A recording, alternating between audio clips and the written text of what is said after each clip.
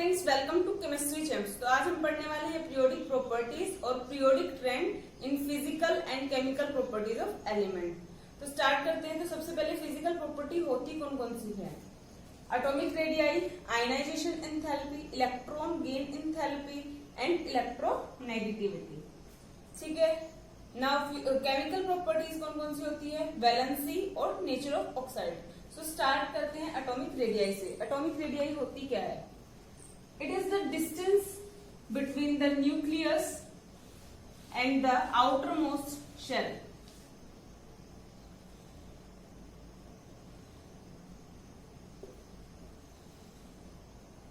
So ये nucleus है और ये आउटर मोस्ट शेल है जिसके अंदर वैलेंस इलेक्ट्रॉन प्रेजेंट है। तो इनके बीच का जो डिस्टेंस होगा उसको हम कहेंगे एटॉमिक रेडियस। जनरली जो एटॉमिक रेडियस होती है इसको हम मेजर नहीं कर पाते क्योंकि जो इनका शेप है वो कन्फाइंड नहीं होता, मतलब कि शेप जो है बिल्कुल स्ट्रक्चर उसका प्रॉपर नहीं होता। ये एक जनरली मेजर किया जाता है और इसकी वैल्यू लगभग 1.2 एंगस्ट्रॉम की इक्वल होती है। तो इसको हम कैसे मेजर करते हैं? इसको हम मेजर करने के लिए combined form of atoms use करते हैं। मतलब एटम्स हैं वो कंबाइन हो रहे हैं तो उनके बीच की जो इंटर न्यूक्लियर डिस्टेंस है इससे हम मेजर करते हैं एटॉमिक रेडियस। तो जब ये एटम्स कंबाइन करते हैं तो यहाँ पे 3 टाइप की रेडियाई आती है। तो फर्स्ट है कोवलेंट रेडियाई। फर्स्ट है कोवलेंट रेडियाई, सेकंड है मेटेलिक रेडियाई,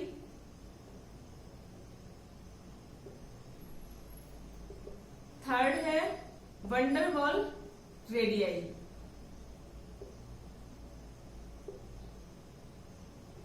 तो हम इसको एक फिगर की हेल्प से समझते हैं। तो ये फर्स्ट एटम है और इसके साथ सेकंड एटम अटैच हो गया और ये इनका न्यूक्लियस है।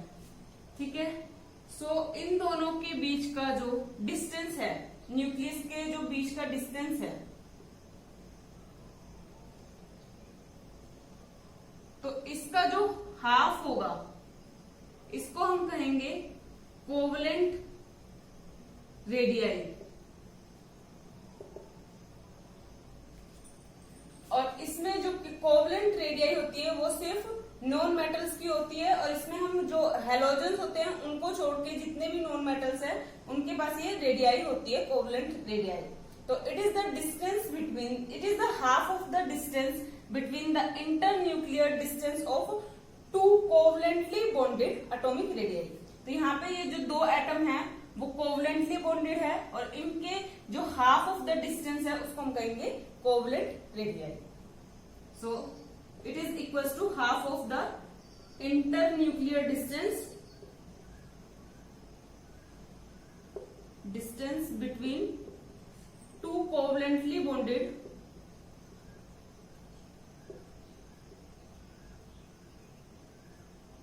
एटम्स। ठीक है। अब हम बात करते हैं मेटेलिक रेडियाई। तो जो मेटल्स हमारे प्रेजेंट होते हैं उनके बीच की जो इंटरन्यूक्लियर डिस्टेंस होगी उनको हम कहेंगे मेटेलिक रेडियाई और वो एटॉमिक रेडियाई के इक्वल ही होगी। तो वो भी इक्वल किसके होगी? Half of the internuclear distance between the metals. इसमें जो है, इसमें तो जो हमारे एटम्स प्रेजेंट थे वो नॉन मेटल्स थे, लेकिन जो मेटेलिक रेडियाई में एटम्स प्रेजेंट होंगे वो हमारे मेटल्स होंगे। अब वंडरवॉल रेडियाई क्या होता है? वंडरवॉल रेडियाई मतलब कि यहाँ पे हमारे पास एक तो ये बॉन्डेड एटम प्रेजेंट है, अगर यहाँ पे हमारे पास एक और ऐसे ही बॉन्डेड एटम प्रेजेंट हो, ठीक है, इनके बीच का ये डिस्टेंस है। ठीक है। तो ये जब पास पास आएंगे तो इनमें वंडरवॉल फोर्स होगा। ठीक है। जब वंडरवॉल फोर्स होगा तो ये वाला जो न्यूक्लियस है और इस न्यूक्लियस के बीच में कुछ डिस्टेंस होगा। ठीक है। और इसका जो हाफ होगा उसको हम कहेंगे van der Waals radii.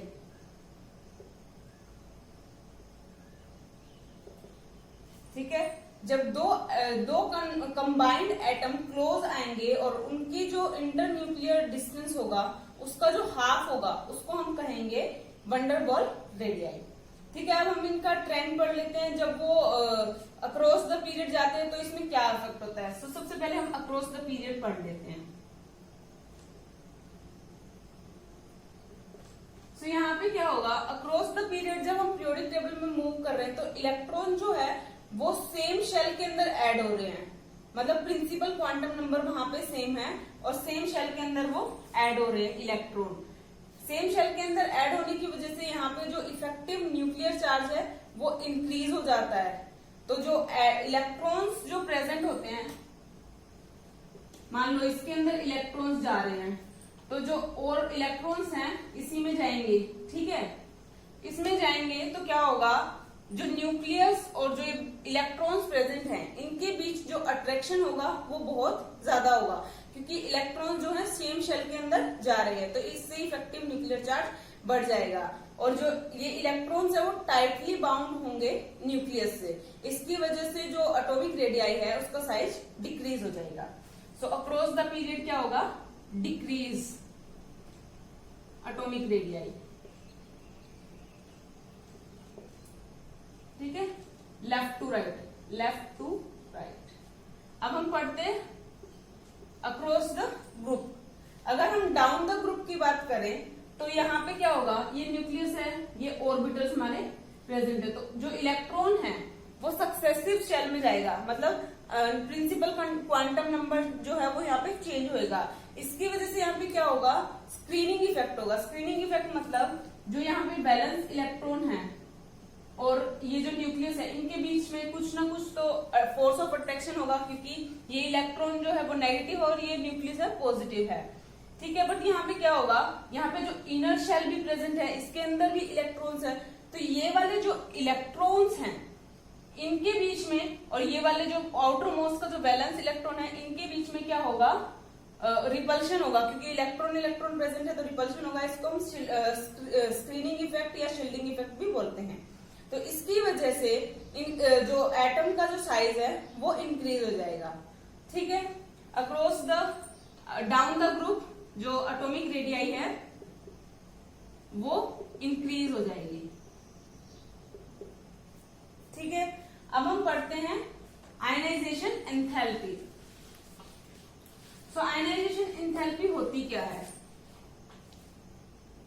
Ionisation enthalpy it is the minimum amount, ये एक मिनिमम अमाउंट है जो आउटर मोस्ट शेल में जो वैलेंस इलेक्ट्रॉन होता है उसको बाहर निकालने के लिए जो एनर्जी यूज होती है उसको हम बोलते हैं आयनाइजेशन एनर्जी। और इसमें जो एटम यूज होता है वो होता है आइसोलेटेड गैसियस एटम। ठीक है, जैसे कि ये हमारा सपोज करो कि गैसियस एटम है X। ठीक है, तो इसका जो वैलेंस इलेक्ट्रॉन हमको जो निकालना है ये हो जाएगा X पॉजिटिव प्लस इलेक्ट्रॉन। तो इस इलेक्ट्रॉन को निकालने के लिए हमको जितनी भी एनर्जी रिक्वायर होगी उसको हम कहेंगे आयनाइजेशन एंथैल्पी। ठीक है, तो यहाँ पे डेल्टा एच आई, तो जो डेल्टा एच आई है वो ऑलवेज पॉजिटिव होगी।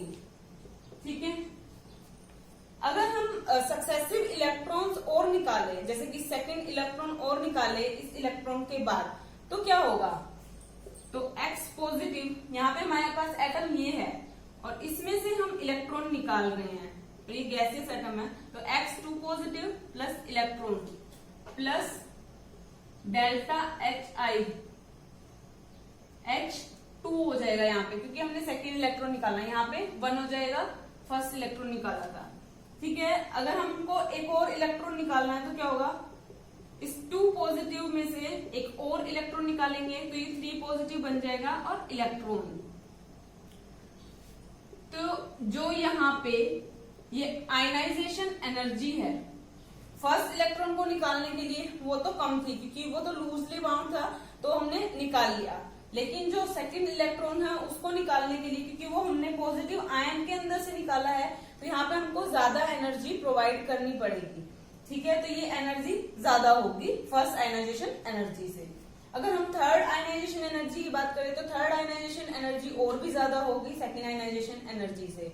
क्योंकि यहाँ पे जो इलेक्ट्रॉन्स है उसको निकालने, वो टाइटली बाउंड और उसको निकालने के लिए हमको ज्यादा एनर्जी प्रोवाइड करनी पड़ेगी। ठीक है, तो हम क्या बोल सकते हैं, delta H3 is greater than delta H2, delta H2 is greater than delta H1। ठीक है, ये तो हमने पढ़ लिया सक्सेसिव जो इलेक्ट्रॉन्स है उनको निकालने के लिए क्या एनर्जी होगी। अब हम पढ़ते हैं इनका पीरियोडिक फ्रेम। सबसे पहले अक्रॉस द पीरियड पढ़ते हैं। अगर हम लेफ्ट टू राइट मूव कर रहे हैं तो क्या होगा, तो जो इलेक्ट्रॉन्स है वो सेम शेल के अंदर प्रेजेंट है, क्योंकि वो सेम शेल के अंदर ऐड हो रहे हैं। ठीक है, तो सेम शेल के अंदर ऐड हो रहे हैं, तो इससे इफेक्टिव न्यूक्लियर चार्ज है वो इंक्रीज हो जाएगा। इफेक्टिव न्यूक्लियर चार्ज इंक्रीज हो जाएगा तो आयनाइजेशन इंथैल्पी जो होगी वो ज्यादा होगी, क्योंकि जो इलेक्ट्रॉन्स है वो सेम शेल में ऐड हो रहे हैं, उनको निकालने के लिए हमको ज्यादा एनर्जी प्रोवाइड करनी पड़ेगी। तो across the period ionisation enthalpy increases on moving left to right. अगर हम डाउन द ग्रुप की बात करें, डाउन द ग्रुप, तो जब हम डाउन द ग्रुप मूव करते हैं तो यहाँ जो इलेक्ट्रॉन है वो सक्सेसिव शेल के अंदर जाएंगे। सक्सेसिव शेल के अंदर जाएंगे तो एटॉमिक जो साइज है इनका इंक्रीज हो जाएगा, एटॉमिक साइज इंक्रीज हो जाएगा और यहाँ पे शील्डिंग इफेक्ट भी होगा। तो यहाँ पे जो ये इलेक्ट्रॉन्स है इनके बीच में शील्डिंग इफेक्ट होगा, जिसकी वजह से ये जो इलेक्ट्रॉन्स हैं लूजली बाउंड होंगे, मतलब उनको हम आसानी से हम निकाल सकते हैं। तो डाउन द ग्रुप जो आयनाइजेशन इंथैल्पी है वो कम होगी। Ionisation enthalpy is less in down the group. ठीक है, अब हम पढ़ते हैं इलेक्ट्रॉन गेन इंथैल्पी।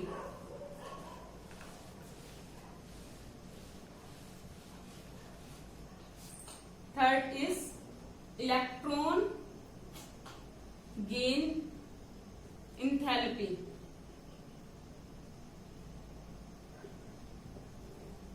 तो अगर यहाँ पे कोई हमारे पास गैसियस एटम है, उसको अगर हम उसके अंदर हम अगर इलेक्ट्रॉन को ऐड कराएं तो जो उसकी एंथैल्पी में जो चेंज आएगा, उसकी जो इलेक्ट्रॉन गेन इंथैल्पी में जो चेंज आएगा उसको हम बोलते हैं इलेक्ट्रॉन गेन इंथैल्पी। जैसे कि एग्जांपल है X, इसको हम इलेक्ट्रॉन प्रोवाइड करा रहे हैं। ठीक है, तो ये जो इलेक्ट्रॉन इसके अंदर ऐड हो X नेगेटिव। ठीक है, तो यहाँ पे डेल्टा EgH, डेल्टा Eg मतलब इलेक्ट्रॉन गेन इंथैल्पी। ठीक है, तो यहाँ पे कुछ ना कुछ इलेक्ट्रॉन गेन इंथैल्पी भी होगी, क्योंकि हमने इसके अंदर इलेक्ट्रॉन ऐड कराया है। तो जो गैसियस एटम है ये ग्राउंड स्टेट के अंदर सबसे ज्यादा स्टेबल होता है, जिसकी वजह से यहाँ पे जो इलेक्ट्रॉन गेन इंथैल्पी है वो वेरी करती है। तो अगर हम मान लो बात करें हेलोजन्स की, तो उनकी जो कॉन्फ़िगरेशन होती है वो होती है NS2Np5। अगर हम इसके अंदर इलेक्ट्रॉन फिल करा रहे हैं, इसके अंदर हम एक और इलेक्ट्रॉन दे दे तो ये क्या हो जाएगा NS2Np6। ठीक है, तो ये स्टेबल स्टेट एक्वायर कर लेगा नोबल गैस कॉन्फ़िगरेशन की। तो यहाँ पे जो हमारी आयन इलेक्ट्रॉन गेन इंथैल्पी है वो मोर नेगेटिव होगी। ठीक है, अगर हम बात करें NS2Np6 जो कि है हेलोजन्स के लिए, अगर हम इसके अंदर अगर इलेक्ट्रॉन मतलब इलेक्ट्रॉन ऐड कराना चाहें तो क्या होगा, बट ये तो स्टेबल है, तो अगर हम जब इसके अंदर इलेक्ट्रॉन ऐड कराएंगे तो ये जो इलेक्ट्रॉन है वो इस सेल के अंदर तो जाएगा नहीं, क्योंकि ये पी शेल जो है वो कंप्लीट है। तो ये शेल ये जाएगा, जो भी हायर प्रिंसिपल क्वांटम नंबर इससे ज्यादा और होगा उसके अंदर जाएगा। तो उसके अंदर जाएगा तो यहाँ पे हमको बहुत ज्यादा जो है एनर्जी जो है वो प्रोवाइड करानी पड़ेगी। ठीक है, तो अब हम बात करते हैं, अगर हम फर्स्ट इलेक्ट्रॉन ऐड कराते हैं तो उसकी जो एनर्जी होती है वो नेगेटिव होती है। अगर हम सेकेंड इलेक्ट्रॉन और ऐड कराते हैं तो उसकी एनर्जी पॉजिटिव होती है। तो इसको हम कैसे देखते हैं, एक एग्जाम्पल के थ्रू पढ़ते हैं। ऑक्सीजन है, गैसियस एटम है, प्लस इलेक्ट्रॉन ऐड करा रहे हैं। ठीक है, तो ये क्या बन जाएगा O नेगेटिव गैसेस एटम ही है, प्लस में डेल्टा EgH, ये -141 किलो जूल, और इसको हम किलो जूल में मेजर करते हैं या फिर इलेक्ट्रॉन वोल्ट पर एटम में भी मेजर करते हैं। ठीक है, अगर हम ये फर्स्ट इलेक्ट्रॉन ऐड कराए, अगर हम सेकेंड इलेक्ट्रॉन और ऐड कराते हैं तो क्या होगा, तो ये O negative gaseous atom plus electron add करा रहे हैं तो यहाँ पे O2 नेगेटिव बनेगा, लेकिन यहाँ पे जो इलेक्ट्रॉन गेन इंथैल्पी है वो पॉजिटिव होगी, क्योंकि यहाँ पे जो इलेक्ट्रॉन ऐड हो रहा है इस नेगेटिव आयन के अंदर, तो ये है स्टेबल हो जाएंगी।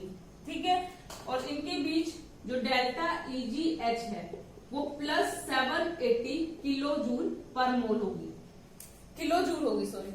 ठीक है, अब हम बात करते हैं पीरियोडिक ट्रेंड की। सबसे पहले पीरियड के अंदर देखते हैं, जब ये लेफ्ट टू राइट मूव कर रही है तो इसमें क्या होगा, जब ये लेफ्ट टू राइट मूव कर रही है तो जो है इलेक्ट्रॉन्स ऐड हो रहे हैं एक ही शेल के अंदर, और इससे हमारा जो इफेक्टिव न्यूक्लियर चार्ज है वो इंक्रीज हो रहा है।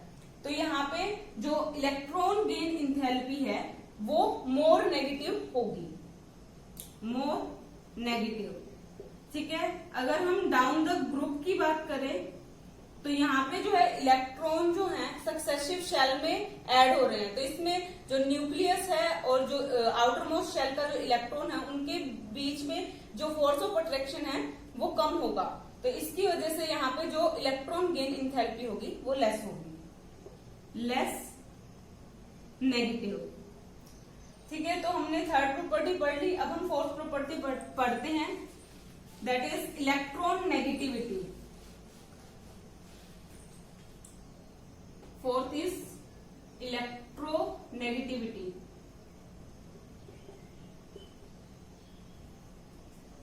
तो अभी जो हमने इलेक्ट्रॉन गेन इंथैल्पी पढ़ा उसमें तो हम इलेक्ट्रॉन को ऐड करा रहे थे, बट इसमें जो है एटम क्या करेगा, वो अट्रैक्ट करेगा शेयर्ड पेयर ऑफ इलेक्ट्रॉन को। लाइक जो फ्लोरीन है वो सबसे ज्यादा मोस्ट इलेक्ट्रोनेगेटिव होता है, वो अट्रैक्ट कर रहा है हाइड्रोजन एटम को, तो ये बन जाएगा HF। ठीक है, तो यहाँ पे ये शेयर्ड पेयर इलेक्ट्रॉन को अट्रैक्ट कर रहा है, इसको हम कहेंगे इलेक्ट्रॉन नेगेटिविटी। ठीक है, तो इलेक्ट्रॉन नेगेटिविटी जो है वो वो इनवर्सली प्रोपोर्शनल होती है इलेक्ट्रोनेगेटिविटी, वो इनवर्सली प्रोपोर्शनल होती है एटॉमिक रेडियस की। तो अब हम बात करते हैं, अगर हम अक्रॉस द पीरियड जा रहे हैं, पीरियड में मूव कर रहे हैं, तो यहाँ पे क्या होगा कि जो इलेक्ट्रॉन है वो सक्सेसिव शेल में ऐड हो रहे हैं, तो जिससे कि जो न्यूक्लियस है और जो इलेक्ट्रॉन है वो टाइटली बाउंड होंगे, तो एटॉमिक रेडियस कम हो जाएगी। तो यहाँ पे एटॉमिक रेडियस हमारी कम हो रही है अक्रॉस द पीरियड में, तो ये वाली वैल्यू अगर कम है तो ये बाय में है, तो ये वाली जो हमारी इलेक्ट्रोनेगेटिविटी है वो है ज्यादा हो जाएगी। So across the period electronegativity increases. ठीक है, अगर हम डाउन द ग्रुप की बात करें तो जब हम डाउन द ग्रुप जाते हैं तो यहाँ पे एटॉमिक रेडियस है वो हमारी इंक्रीज होती है, क्योंकि जो इलेक्ट्रॉन है वो सक्सेसिव शेल में जा रहे हैं, तो हमारी यहाँ से इलेक्ट्रॉन नेगेटिविटी जो है यहाँ पे कम हो जाएगी, क्योंकि एटॉमिक रेडियस की वैल्यू ज्यादा है। तो इलेक्ट्रॉन नेगेटिविटी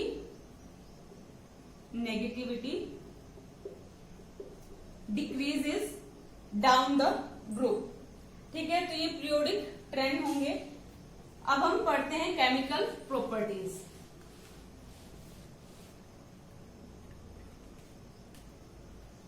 केमिकल प्रॉपर्टीज। तो अब हम पढ़ते हैं केमिकल प्रॉपर्टीज। तो हमने जो प्रीवियस फिजिकल प्रॉपर्टीज पढ़ी हैं उससे हमको क्या पता चलता है, उससे हमको ये पता चलता है कि जो पीरियोडिक प्रॉपर्टी है वो एक की रोल है जो कि हमको अलग अलग एलिमेंट्स की या कंपाउंड की प्रॉपर्टीज बताती है। ठीक है, तो अब हम पढ़ते हैं केमिकल प्रॉपर्टीज। तो फर्स्ट है पीरियोडिसिटी इन वैलेंसी। सो वैलेंसी होती क्या है? Valency is basically combining capacity of atom. किसी भी एटम की कंबाइनिंग कैपेसिटी कितनी है, ठीक है, तो हम सबसे पहले एस और पी ब्लॉक की बात करते हैं। सो एस और पी ब्लॉक एलिमेंट हैं, तो उनके लिए वैलेंसी क्या होगी? जो भी हमारे आउटर मोस्ट इलेक्ट्रॉन प्रेजेंट होंगे आउटर मोस्ट शेल के अंदर, आउटर मोस्ट शेल के जो इलेक्ट्रॉन प्रेजेंट होंगे, या फिर हम इसको ये भी बोल सकते हैं जो वैलेंस इलेक्ट्रॉन प्रेजेंट होंगे उसी को हम वैलेंसी बोलते हैं। या फिर इसको हम ये भी बोल सकते हैं कि 8 minus two the valence electron या आउटर मोस्ट शेल इलेक्ट्रॉन। ठीक है, तो हम इसका वेरिएशन देखते हैं। सो यहाँ पे हमारे पास ग्रुप प्रेजेंट है, लाइक फर्स्ट ग्रुप, सेकेंड, 13, 14, 15, 16, 17, 18। ठीक है, तो यहाँ पे वैलेंस इलेक्ट्रॉन हमारे पास कितने हैं? ग्रुप 1 के अंदर 1, 2, 3, 4, 5, 6, 7, 8 हमारे पास ऐसे जो है वैलेंस इलेक्ट्रॉन प्रेजेंट है। तो अगर यहाँ पे हम वैलेंसी देखें तो यहाँ पे कितनी होगी? जितने भी वैलेंस इलेक्ट्रॉन प्रेजेंट होते हैं उतनी हमारी वैलेंसी होती है। यहाँ पे 1, 2, 3, 4। अब यहाँ पे क्या होगा? 8 माइनस 4 दैट इज 4। सो यहाँ से अब हम स्टार्ट कर देंगे 8 में से माइनस करना। तो यहाँ पे क्या होगा? 3 भी हो सकती है क्योंकि 8 माइनस 5 दैट इज 3, और यहाँ पे 5 तो इलेक्ट्रॉन वैलेंस इलेक्ट्रॉन प्रेजेंट है तो 5 भी होगी। एंड यहाँ पे 8 माइनस 6 दैट इज 2, तो यहाँ पे 2 भी होगी, और यहाँ पे 6 है वैलेंस इलेक्ट्रॉन तो 6 भी होगी। अगर हम 17 ग्रुप की बात करें तो 8 माइनस 7 दैट इज 1, तो यहाँ पे वैलेंसी जो है 1 भी होगी और 7 भी होगी क्योंकि 7 हमारे वैलेंस इलेक्ट्रॉन है। और यहाँ पे है हमारे 8 वैलेंस इलेक्ट्रॉन, तो 8 माइनस 8 0 आ जाएगा यहाँ से, तो 0 और 8 दो हमारी यहाँ पे वैलेंसी होगी। तो यहाँ पे हम क्या कह सकते हैं? यहाँ पे हम बेसिकली अब यूज करते हैं ऑक्सीडेशन स्टेट वैलेंसी की जगह। तो यहाँ पे जो ऑक्सीडेशन स्टेट है वो पॉजिटिव भी हो सकती है, नेगेटिव भी हो सकती है और 0 भी होती है। तो ऑक्सीडेशन स्टेट होती क्या है? Oxidation state is the charge acquired by atom. किसी भी एटम के द्वारा जो चार्ज एक्वायर है जो कि इलेक्ट्रॉन नेगेटिविटी के ऊपर बेस्ड है। जैसे कि कोई एटम है, उसके साथ में कोई एटम प्रेजेंट है, ठीक है, तो ये फर्स्ट एटम है और ये सेकंड एटम है। ये सेकंड एटम इसके साथ अटैच हो रहा है तो इसकी कुछ इलेक्ट्रोनेगेटिविटी होगी किसी भी एटम की इनमें से। तो जो इस मॉलिक्यूल के ऊपर जो चार्ज आएगा उसको हम बोलते हैं ऑक्सीडेशन स्टेट। ठीक है, तो अब हम देखते हैं अक्रॉस द पीरियड क्या होगा और डाउन द ग्रुप क्या होगा। तो सबसे पहले हम पीरियड की बात करें तो यहाँ पे जो है सक्सेसिव शेल के अंदर इलेक्ट्रॉन्स फिल हो रहे हैं। तो हम देखते हैं, तो यहाँ पे हमारे पास ग्रुप प्रेजेंट है, ग्रुप 1, सेकेंड, 13 ग्रुप, 14, 15, 16, 17, 18। तो ये बेस होता है बेसिकली जो एटम्स अटैच होते हैं। सबसे पहले हम एक एग्जांपल पढ़ते हैं F2O। ठीक है, तो इसमें जो फ्लोरीन है वो ज्यादा इलेक्ट्रोनेगेटिव है और वो एटम अटैच है ऑक्सीजन से, तो ये अपने share pair of electron oxygen से शेयर कर रहा है और कोवलेंट बॉन्ड यहाँ पे फॉर्म हो रहा है। तो जो फ्लोरीन के ऊपर जो ऑक्सीडेशन स्टेट होगी वो -1 होगी, लेकिन यहाँ पे 2 फ्लोरीन एटम अटैच हो रहे हैं ऑक्सीजन एटम से, तो यहाँ पे -2 आ जाएगी। ठीक है, तो ऑक्सीजन के ऊपर कितना चार्ज आएगा?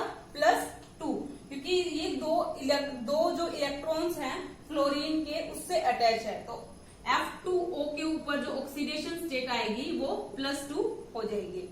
ऐसे ही हम अगर एग्जाम्पल देखें Na2O, ठीक है, यहाँ पे तो हमारा फ्लोरीन ज्यादा इलेक्ट्रोनेगेटिव था, बट इस एग्जांपल में क्या होगा कि ऑक्सीजन ज्यादा इलेक्ट्रोनेगेटिव है Na2 से।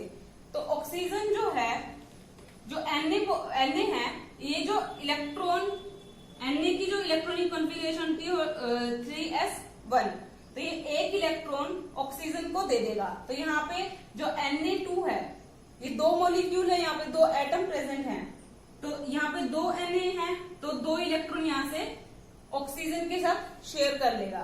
तो यहाँ पे जो इसकी जो Na की जो होगी ऑक्सीडेशन स्टेट वो कितनी होगी, +1, क्योंकि एक Na ने एक ही चार्ज एक इलेक्ट्रॉन डोनेट किया है। ठीक है, और ऑक्सीजन के ऊपर कितना चार्ज आ जाएगा, -2।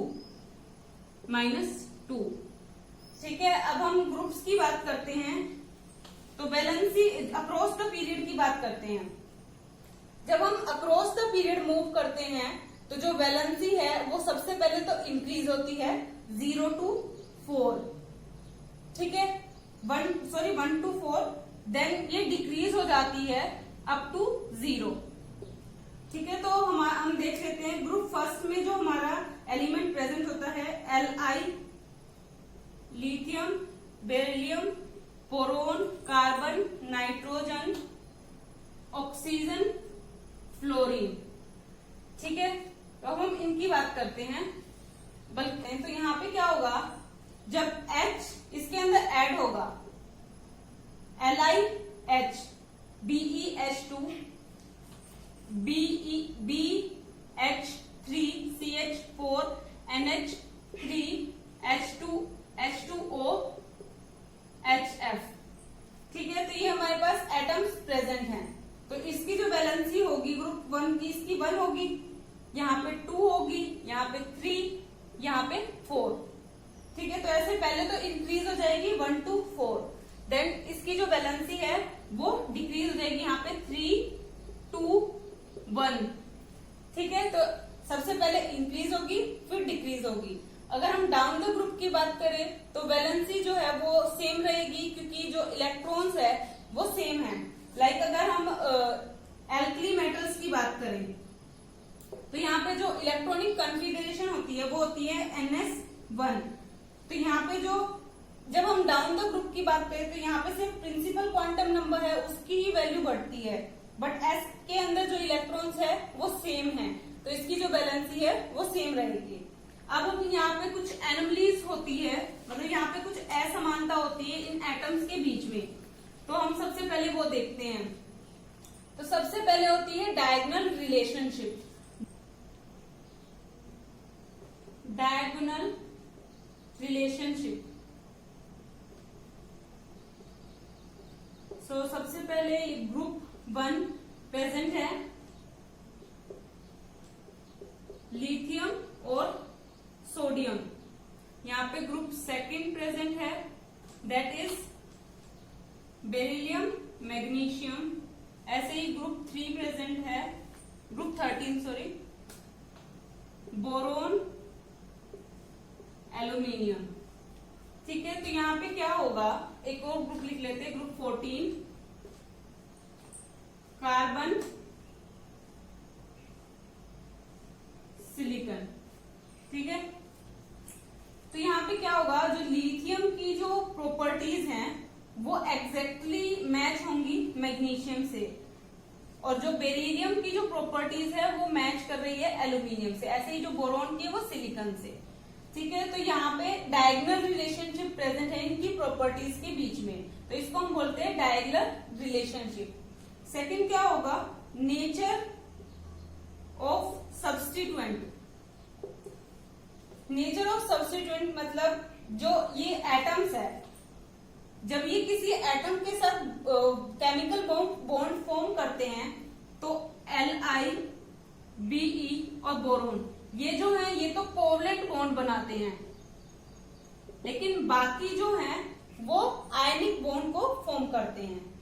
लाइक Na जो है वो NaCl बनाता है, तो इसके अंदर आयनिक बॉन्ड प्रेजेंट है। ठीक है, अब हम पढ़ते हैं second property, second chemical property, that is chemical reactivity और nature of oxide. Chemical reactivity,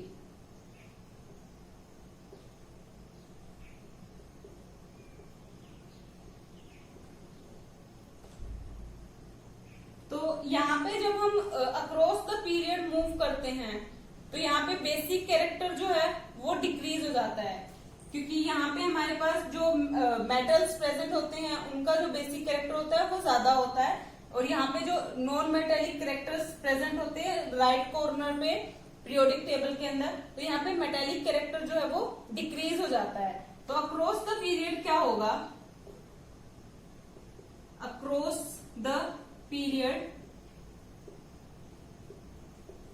जो इलेक्ट्रॉन्स है वो सेम शेल के अंदर मूव कर रहे हैं, तो इससे क्या होगा, जो बेसिक कैरेक्टर है वो तो डिक्रीज हो जाएगा, बेसिक कैरेक्टर डिक्रीज हो जाएगा, और जो एसिडिक कैरेक्टर है वो इंक्रीज हो जाएगा। ठीक है, अगर हम डाउन द ग्रुप की बात करें तो जो बेसिक कैरेक्टर है वो इंक्रीज हो जाएगा, क्योंकि जो इलेक्ट्रॉन्स है वो ऐड हो रहे हैं सक्सेसिव शेल के अंदर, तो इससे जो बेसिक कैरेक्टर है वो इंक्रीज हो जाएगा। लाइक हम देखें, अगर मूव करें Na का होगा, फिर इसी तरह जब हम इसमें डाउन द ग्रुप मूव करेंगे तो बेसिक एसिडिक, इसका जो बेसिक कैरेक्टर है वो इंक्रीज हो जाएगा, और जो एसिडिक कैरेक्टर है वो डिक्रीज हो जाएगा, क्योंकि यहाँ पे सब मेटल्स प्रेजेंट हैं। ठीक है, अब हम बात करते हैं कि जो रिड्यूसिंग कैरेक्टर है, सबसे पहले हम एम्फोटेरिक पढ़ते हैं। एम्फोटेरिक क्या होता है, तो वो ऑक्साइड जिनके पास जो शो करता है एसिडिक कैरेक्टर को भी और बेसिक कैरेक्टर को भी, ठीक है, तो उसको हम बोलते हैं एसिडिक कैरेक्टर। और न्यूट्रल ऑक्साइड कौन से होते हैं, न्यूट्रल ऑक्साइड वो होते हैं जिनके पास कोई भी एसिडिक या बेसिक कैरेक्टर नहीं होता। ठीक है, अब हम पढ़ते हैं मेटेलिक कैरेक्टर। तो जब हम अक्रॉस द पीरियड मूव करते हैं तो हमारे पास ये पीरियोडिक टेबल होती है, तो जो एल्कली मेटल्स होते हैं इनकी आयनाइजेशन एनर्जी जो है वो बहुत ही कम होती है। आयनाइजेशन एनर्जी कम होने की वजह से ये हाईली रिएक्टिव होते हैं और ये मेटल्स होते हैं। ठीक है, तो ये मेटल्स होते हैं, तो जब हम डाउन द ग्रुप की बात करें तो ये मेटल्स है, तो इनका जो आयनाइजेशन एनर्जी है वो इंक्रीज हो जाएगी, और जो एसिडिक कैरेक्टर है वो भी इंक्रीज हो जाएगा। लेकिन जब हम अक्रॉस द पीरियड मूव करते हैं तो यहाँ पे क्या है, यहाँ पे मेटल्स प्रेजेंट है, धीरे धीरे ट्रांजिशन स्टेट, एंड देन यहाँ पे नॉन मेटल्स प्रेजेंट है। तो नॉन मेटल्स प्रेजेंट है तो यहाँ पे जो है एसिडिक, जो एसिडिक कैरेक्टर है वो ज्यादा हो जाएगा, क्योंकि यहाँ पे मेटल्स थे तो यहाँ पे बेसिक कैरेक्टर था, और यहाँ पे नॉन मेटल्स है तो एसिडिक कैरेक्टर ज्यादा हो जाएगा। तो यहाँ पे क्या होगा, acidic character increases on moving left to right। ठीक है, और जो बेसिक कैरेक्टर है, तो सबसे पहले यहाँ पे बेसिक कैरेक्टर ज्यादा था, डिक्रीज हो जाएगा जब हम on moving to the left to the right करेंगे। ठीक है, अगर हम बात करें डाउन द ग्रुप की, तो डाउन द ग्रुप में क्या हो रहा है, यहाँ पे तो सारे मेटल्स प्रेजेंट हैं, तो सबसे पहले हम एल्कली मेटल्स की बात करते हैं। एल्कली मेटल्स जो हैं, जब हम डाउन द ग्रुप जा रहे हैं तो यहाँ पे मेटल्स ही प्रेजेंट है सब, तो यहाँ पे तो सेम ही जो है एसिडिक, इसका जो बेसिक कैरेक्टर होगा वो ज्यादा होगा।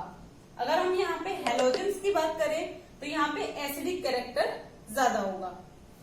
ठीक है, तो ये हो गया हमारा मेटेलिक कैरेक्टर। अब हम रिड्यूसिंग एजेंट की बात करते हैं। रिड्यूसिंग एजेंट, तो जो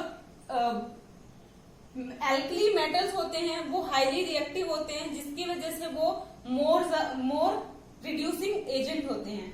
तो उनका जब हम डाउन द ग्रुप जाते हैं तो इनका जो है रिड्यूसिंग कैरेक्टर इंक्रीज हो जाता है, और अगर हम हेलोजेंस की बात करें तो इनका डिक्रीज हो जाता है रिड्यूसिंग एजेंट।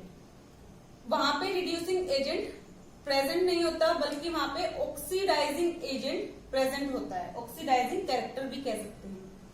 ठीक है, तो ये आज हमने सारी पीरियोडिक प्रॉपर्टीज पढ़ ली, like atomic radii, ionic radii. ठीक है, तो That's for this video, guys. So thank you so much for watching this video. Hit the like button, share with your friends, and subscribe to my channel. Thank you so much.